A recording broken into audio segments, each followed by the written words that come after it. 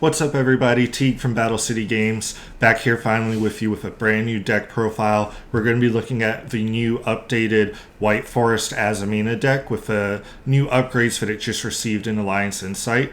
This particular build is making a small use of a very small Fiendsmith engine because I think that is the most competitive way to play the deck currently. It gives you the most options as far as being able to pivot into different plays depending on what your opponent's doing, as well as set up some disruptions even if you do get hit with multiple hand traps during your combo. So yeah, very excited for these new cards. I think they add a lot of consistency to the White Forest deck as it was, and also diversify the type of boards you can make with some of the new cards like Diabellstar Vengeance. So without further ado, we're going to go ahead and get started here.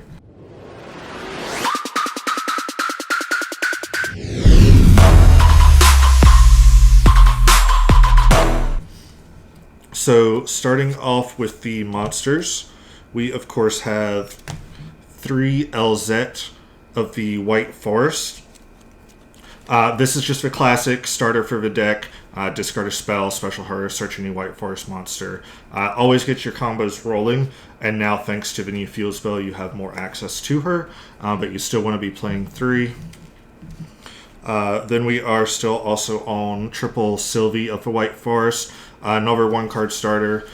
This one now being able to search for field spell if you just open her. Field spell gets you LZ, and so on and so forth. So definitely the best of the 2 level 4 tuners for the deck, and always want to see either her or LZ in your opening hand ideally.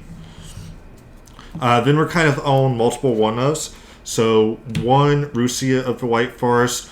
She is worse than Sylvie because all she does is draw you a card if you have a spell or trap to send. But being able to special herself does allow you that extension. And there are times, especially when you get into the grind game, that you're going to want to be able to summon both Sylvie and Rusia back from the grave for some of your combos, for getting into your Fiendsmith lines, things like that. So I do still think 1 is appropriate for the deck. Next up, we have 1 LZ Azamina of the White Forest. This was a card that came out of Suda. I know originally people were experimenting with 2 to 3 copies. I was even doing that myself a little bit. But because she's not a starter herself, she doesn't get you into the other White Forest cards. She does get you into your Sinful Spoils, which is great, but you still need to be able to pair her with something to synchro off. So just 1 copy is good. She's very searchable, being both an Azamina and a White Forest card. So very powerful, but just a 1-of there. Then we are on the 1 Diabellstar the Black Witch. I do love this alt art that came out in Stampede. And this, because you're able to play 3 Wanted, this isn't like Master Duel where Wanted's limited to 1. Because we can play 3 Wanted, we only need 1 Diabellstar. You don't really ever want multiple of her in your hand if you're playing 2 or 3 copies. And then you draw multiple copies in your opening hand. That's really not ideal. So just 1 copy of her is fine. Next up, the brand new Diabell's the White Witch. This is the final Diabell's form. A level 8 that lets you send a spell or trap from your deck or from your hand or field to the graveyard to special summon her. She is always treated as a White Forest card, which is important. And then on summon, she allows you to send a Sinful Spoils or Diabell card from your deck to the graveyard, which will be intricate in some of your combos. I'm actually going to show you a really quick little 1-card combo that you can do with her at the end of this video. So again, not something you want multiple of. You definitely never want to have more than 1 of her in rotation, but she is very good for some of your combos, getting some stuff going, and she is how you get access to Diabellstar Vengeance. I love the OCG name of this card, Diabellstar Sin Adjudicator, but Vengeance is not bad either. She is always treated as a Sinful Spoils card, which is important to note because if necessary, you can send her off of like your Hollowed Azamina, for example. You can search her with LZ or with Rusia Lago. So definitely keep that in mind when you're playing the deck. She's a level 8 that can special summon herself from hand or graveyard. Important to know because you can pitch her for some of your costs for like Diabellstar, for example, or tribute her for your Deception. But she summons herself by banishing a spell and trap from your graveyard or hand, and then she has a quick effect. You can pay half your life points to target a card on the field and destroy it. Half your life points is a lot, but it is nice that it is half in a way, because it means you're never going to be below a threshold where she's useful. If you're at 100 life points, you can still use her to destroy a card. In playtesting, I've had it come up where I've used her effect 2 or 3 turns in a row, gotten me down very low in life points, but always having access to it was great. And then in addition to that, if you use that effect when you have another Diabelle monster on field, so Diabelle's does work for that, as well as your Synchros. She also gets to summon a Synchro Tuner from your extra deck, and we'll go over that here in a couple minutes. And it is also important to note that she says Diabelle's monster card, not monster. So even if you have a Diabelle's card in your spell and trap zone, which we'll see how they can get there later on in the deck profile, even if it's in your spell and trap card zone, it's still a monster card. So even in that case, you will still get to summon a card from your extra deck. Very important that you know that interaction if you're playing this deck in a tournament. That's it for the White Forest and Diabelle portion. For that Fiendsmith package I mentioned, very small. We're just playing 1 Lacrima and 1 Engraver. No Lurry, nothing else like that. So you can use any 2 of your monsters to get into Moon, to get into Requiem, to summon your Lacrima and then dump your Engraver. And then you can summon your Engraver back and link off into Desiree, or not Desiree, into Sequence to set up your Desiree. So we're not playing the whole Caesar line, Necroquip, all of that. We're just using this very small package because it gives us the ability to get a Desiree up on board, again, if we're disrupted, or just as another inboard piece that our opponent has to try to play through. It really helps to insulate you from cards like Triple Tactics, Talents, and Thrust as well. So very small Fiendsmith package there. Moving on into the spells, we do have 3 of the brand new Witch of the White Forest. This is that field spell I've been referencing. Really glad to see them get this. Shame that it took so long for them to get it with the support. But on activation, it lets you add a White Forest monster from deck to hand. It is important to note that if you choose to add, you are locked out of summoning dark monsters from the extra deck for the rest of the turn. So if you open access to your Azamina engine and Witch of White Forest, you do want to start with the Azamina side. Otherwise, once you activate Witch, you're going to be locked out of the Azamina side. But even in that situation, we do still play something to search with Deception, which you'll see in a couple of minutes. But very powerful effect, again, being able to grab you a White Forest monster, and then it's still there on board to be able to send for one of their effects. And that's not all it does. It also has 2 more effects. So one of them says that once per turn, each of your White Forest monsters cannot be destroyed by battle or card effect. Very similar to Dragonic Diagram. Again, not something that comes up very often, but something that's very easy to forget about. Don't be surprised if you do leave this on board, if you end up having an opponent, try to hit you with a Lightning Storm or a Geki, something along those lines, only to find out that they can't be destroyed by that first effect. And then the final effect doesn't come up too much in this build, but can in some other builds, and theoretically could come up in certain situations with this build. Once per turn, you can target a White Forest monster, and it is treated as a tuner for the rest of the turn. So theoretically, if you have like one of your level 2s on board, and then another level 4, like maybe a Molcharmy or something, you can turn that level 2 into a tuner to still be able to get into your Rusialago and play Auricilia and continue playing. So great card. I know some people can say that this card should only be at 1 or 2 because of Droll. Honestly, this entire deck plays into Droll already. So for me, I would rather increase my consistency, increase my ceiling, because if I'm getting Drolled, I'm most likely already losing that game or in a bad spot. So I still want to have 3 copies of this card in my deck. Then we are on those 3 copies of Wanted Seeker of Sinful Spoils. Really glad this card never got limited over here. Just gives us that consistent access to our Diabelle Star. Also, remember, it can search for new Diabelle Star Vengeance if you need to.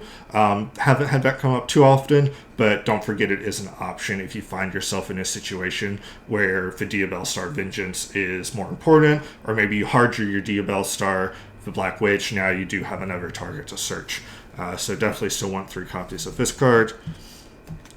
Something that I am on for another 3 of spell is Metal Tronus. So with White Forest, it's always been hard to balance how many hand traps do I play, how many spell and traps do I play, because you have to have those spell or traps in order to start your plays off, so you never want to go too high on your monster count. So Metal Chernus is a great card because it not only is a spell card that you can use for your effects, but it is also a good board breaking card if you're going second, and even if you go first, it still acts as disruption. Whereas something like Ultimate Slayer, great if you're going second, but if you're going first, it's only useful for something you can discard for an effect. Metal Chernus, if you need to discard it, you can. If you don't need to, it's still going to be there as a disruption for your opponent's turn. So I just think it's very powerful in this deck. And going into a format where you kind of know a lot of what you might expect at the higher levels, I think this is a great option to play as well. And then a couple of one-ups for the spells. So we do have the Deception of Sinful Spoils as well as the Hallowed Azamina. Really no reason to go above one copy on either of these because they are highly searchable, and they both recur themselves back. Deception when it's sent from your face-up field, and Hallowed by shuffling back an Azamina monster from your graveyard, which you can do essentially every turn. So all that's needed for these is the one copy. I would maybe consider playing Deaders, because if you do get locked into lights, you could theoretically search for Deaders and set it and flip it on your opponent's turn. But because Deaders cannot shuffle itself back and be used again in the same turn, like Hallowed can, it kind of limits your plays a little bit, which is why I decided to still stick with Hallowed Azamina. One, Tales of the White Forest. This is definitely the inferior search option now that we have Witch, but it is still another card that gets you into your White Forest cards, and also a card that resets itself by being sent, so you can maintain some of that value with the traditional White Forest effect. So I do still like one copy of this in the deck. And then one brand new Philia Diabel. This is a card that lets you add a level 8 or higher Diabel monster from your deck to your hand. Typically, you're going to be looking to add Diabel Star Vengeance, and that'll come up in the combo I'm going to show you all here at the end. And then it does have a small bonus effect. If it's banished, you can increase the attack of all the Diabel monsters on your board by 500, and that is permanent. So definitely a nice little buff you don't want to forget about. Helps prevent your stuff from being attacked over as easily, and also can help you push for a little bit more damage going for game. But definitely a good card. It's searchable itself, and then it will search you the Diabel Star. Then for the last spell, one Called By. Again, we do get hit by Droll. There's going to be multiple hand traps in the format. Called By is just always a great option. And the fact that going second, it does have the versatility to banish a Malice name like a White Binder and prevent it from activating. Banish a Mitsurugi card. Banish an opposing White Forest card. So there is some versatility there in its use, which is why I like to include it in the deck. Moving into the traps, we're playing 2 Black Goat Laughs. This is another one of those cards. It's good going first. If you don't discard it, you can always set it, flip it up, call a name. Your opponent can't special summon that name for the turn except from the graveyard. So if you know what you're against, for example, you can flip up against Malice, call something like White Rabbit, White Binder, Red Ransom. Against Rizio, you can call Duodrive, Detonator, you get the point. So a lot of applications for it. And then if it ends up in your grave, it has a banish effect to be able to call a name, and that effect can't be activated, which is what makes this such a powerful going second card in White Forest as well, because you can start your turn by discarding it for an LZ effect, and then you can immediately chain it to call a name like Detonator. So before the LZ even fully resolves, you can turn off your opponent's Rizio Detonator. You can turn off the effect of a White Binder being able to come back and banish your cards, things of that nature. So just very versatile, which is what you want in a deck like this that needs to play a high spell and trap count. You want to have versatile spell and traps that are going to give you value going first or second. So 2 copies there. We are playing 1 Sinful Spoils of Slumber Morion. This is a rather new addition to the deck for me, and the reason that this is in there, previously, and you'll see in my pure build, I do play the quick play Sinful Spoils of the White Forest that allows you to fusion summon, but because of a limited extra deck space in this build, we're not really utilizing the fusion summon effect, which therefore made me feel like it wasn't as great of an inclusion in the deck, but I did still want a powerful Sinful Spoils card to search off of my Murcielago or my LZ if I already have everything else I need. And this being a disruption is great. You can also dump it off of your new Diabels for White Witch, and then because she's an illusion, you can immediately reset it back to the field. So versatile in the way you can access it, and then the ability to put itself back onto the field after you've discarded it, maybe for a White Forest effect, is very powerful. Just having that target a special summon monster, flip it face down, is another form of disruption that also prevents your opponent from being able to exceed or link with a monster. So I think it's a good inclusion with this build. Then for that additional Azamina card I mentioned, so Azamina Athos, this is always treated as a White Forest card, which is great, makes it more searchable. But if we are locked out of dark monsters because of Witch of the White Forest, then when we use our Deception in the combo, we can use it to search Athos, and that's going to be another disruption going into our opponent's turn. And the bounce effect can be great, either cutting your opponent off of the ability to link summon or exceed summon with bodies, or waiting until they get to a crucial point, like Malice maybe setting up a Splash Mage plus a body. You just flip this, bounce both back, and now they're really going to have trouble extending through the rest of your board. So Azamina Athos, I think, is a good inclusion in the deck. And then for the brand new trap card, Curse of Diabel. So this has two effects. Typically, we're going to be using it for the second one, but that first effect can come up. If you control two or more Diabel monsters, you send one monster you control to the graveyard and then destroy all face-up cards your opponent controls. So it is just a board wipe for everything they have face-up. Again, that typically you're sending this to the graveyard off of your Diabel's White Witch, but if you don't need to, you hard draw this and don't send it to the graveyard, whatever the case may be. Just having that ability to completely wipe your opponent's face-up field is another powerful disruption. And then that graveyard effect I keep referencing, when it is sent to the graveyard or banished, it gets to add a Diabel spell or trap from your deck to your hand. So this is how we can search our Philia Diabel. We can dump this with Diabel's White Witch, use it to add Philia Diabel, and then Philia Diabel will add us the Diabel Star Vengeance. Real quick, finishing up with the hand traps, we have triple Ash Blossom and Joyous Spring, triple Infinite Impermanence. These are just some of the typically best hand traps going into the format as it evolves. If depending on your locals, you can always rotate these out for hand traps you feel are more impactful. But Ash Blossom hits every deck in the format, especially with Malice having backup Adagnister now. It hits more targets in Malice than it previously did. And Imperm is just always a powerful interaction, and it also fits into our theme of wanting spells and traps in our hand. Then we are playing triple copies of Mulcharmy Perulia. This could be any Mulcharmy, again, depending on your locals, your area, as the format evolves. But the reason I chose to go with Perulia at the start of the format is because certain decks like Mitsurugi and Malice don't necessarily have to play into a Fuelos. They may give you one, maybe two draws at most, but they can really set up a powerful board without doing more than that. And then Meows is very powerful into Mitsurugi and Malice, but definitely is not going to do as much for you into some other decks in the format like Ryzeal, or this deck, even White Forest. You may get a draw or two off of a Meows, but not going to be too much. Perulia, if you fired in the draw phase, is just almost always guaranteed to get you that one draw. And then from there, against most decks, it'll get you at least one more. Against Malice, if they go through backup Adagnister, for example, that'll get you an additional draw. Against Mitsurugi, because of all the ritual summoning they do, you'll usually get at least two draws from it against them. So I just feel it's a more well-rounded Mulcharmy to main deck this format. And then for the last hand trap, just one Veiler. This is searchable off of your Rasilia. If you already have the White Forest cards you need, you already have the spells and traps you need, you can just search and effect Veiler. So that's why it's just at the one copy. And then going through the extra deck quickly. So one of the brand new Snake Eye Vengeance Dragon.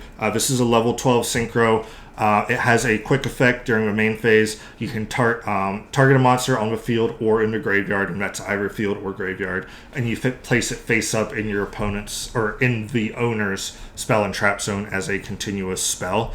So against your opponent, it can be a form of removal off the field. You can maybe lock something crucial like a Chandra against Tempai in their back row where they can't access it very easily or at all. Or if you're going against a graveyard-based deck, you could take, for example, a Fiendsmith Engraver out of your graveyard, put it into your back row where it's not a threat for you.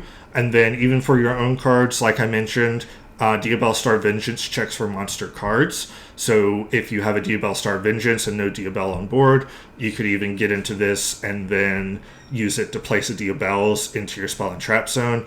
And now your Diabell Star Vengeance will have her full effect online when she uses the ability to destroy a card. You will also get to summon that Tuner Synchro. So very versatile card. I think it's a great addition for the deck, especially when you pair it along with Poplar of the White Forest. This is the other new Synchro card the deck got. Level 4 Tuner Synchro effect monster. If it's special summoned, you can target 2 White Forest monsters in your graveyard, place them face up in your spell and trap zone as continuous spells. So this can, 1, be fuel for Snake Eyes Vengeance Dragon's second effect, which I completely forgot to mention, which is during the battle phase, you can target a continuous spell and a monster on the field and destroy both.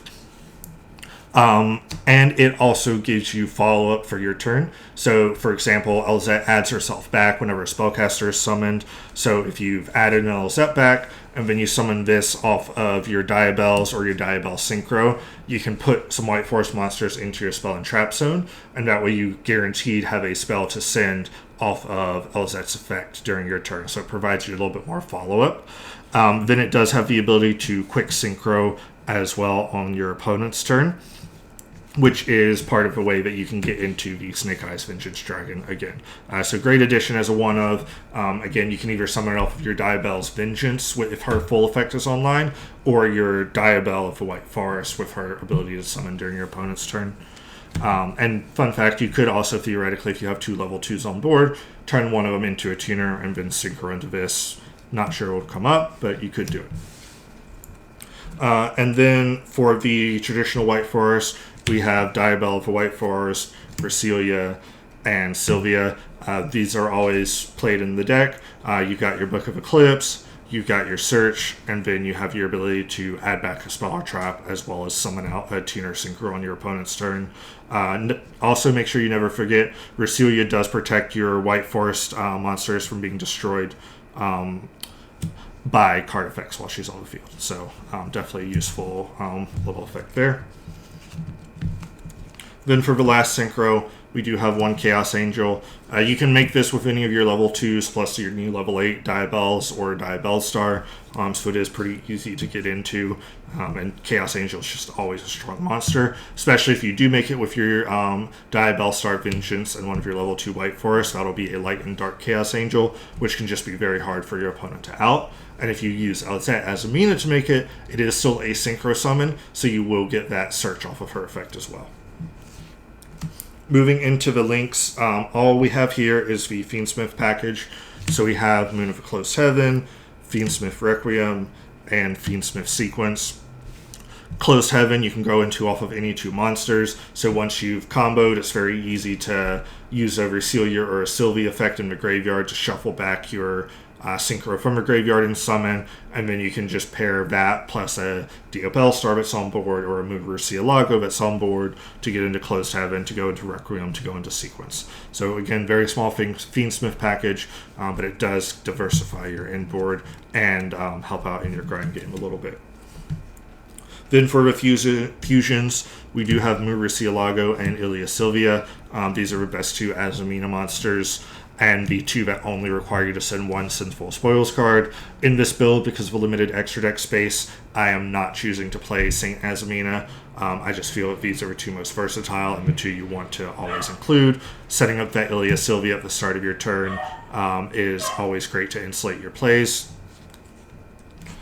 And then for the last fusion, we do have that Fiendsmith's Desiree. And then for the Exceeds, for our Metal Churnus targets, we have Mirror Logic Aggregator and Ryziel Detonator. Ryziel Detonator obviously is our target for Ryziel or Ryziel Mitsurugi, especially with this card being limited to 1. If you're able to Metal Churnus and remove it from the board by banishing it, that's going to be very powerful and should set you up in most cases to win that game against Ryziel. And then Mirrorlogic Aggregator is a Dark Cybers, so this is a target for every Malice card. It can hit their main deck monsters to negate the effects, it can negate a Red Ransom, it can negate a White Binder, whatever the case may be. And then even though the effects are negated on the field, if this does get sent to the graveyard, you will get that additional effect to target a card on the field and negate the effect. So if you're using this offensively going second, you can Metal Tronus, bring it out, negate a card, and then link this off and get to negate another face-up card on the field. I just feel these are the two most versatile and most likely best targets going into the next format. And then for the last 6 seed, we have one numbered 90 Galaxy Eyes Photon Lord. This can be made by overlaying Diabells and your Diabell Star Vengeance. And this is a way that you can set up a monster negate. If you do have to start with your Witch of the White Forest, you can get into this to protect yourself from Nibiru. And it can be an additional piece on your inboard if you would like it to as well. So that wraps up the deck profile. Really hope y'all enjoyed it. I know this went a little bit long, but I wanted to make sure everybody understood the new cards and some of the purpose behind everything.